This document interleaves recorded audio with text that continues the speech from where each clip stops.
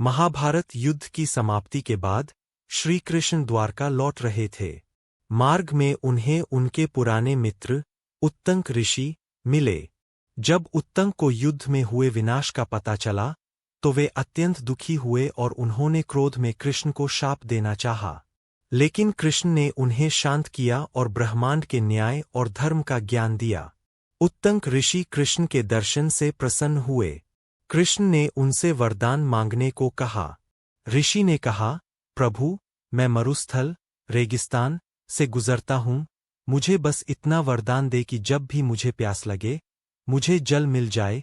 कृष्ण ने तथास्तु कहा और चले गए। एक दिन मरुस्थल में उत्तंक ऋषि को भीषण प्यास लगी। उन्होंने कृष्ण को याद किया। तभी उन्होंने देखा कि एक गंदा फटे कपड़े पहने हुए चांडाल शिकारी वहां से गुजर रहा है, जिसके साथ कुछ कुत्ते थे और उसके पास चमड़े के थैले में पानी था।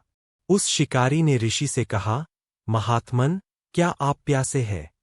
मेरे पास जल है, ग्रहण करें। ऋषि उत्तंक को घृणा हुई। उन्होंने सोचा, कृष्ण ने जल भेजने के लिए इस अशुद्ध व्यक्ति को क्यों चुना? उन्होंने जल लेने से इनकार कर दिया। शिकारी ने बार बार आग्रह किया, लेकिन ऋषि ने उसे डांटकर भगा दिया। शिकारी के जाते ही वह अदृश्य हो गया। तभी वहां श्रीकृष्ण प्रकट हुए।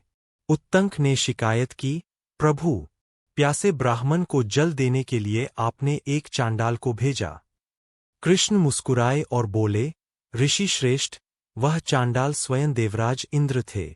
मैंने उनसे आपके लिए अमृत लाने को कहा था।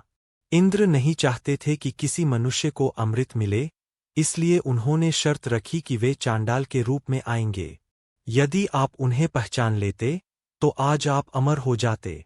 लेकिन आपने व्यक्ति के बाहरी रूप को देखा, उसके भीतर के ईश्वर को नहीं। शिक्षा धारणा का महत्व।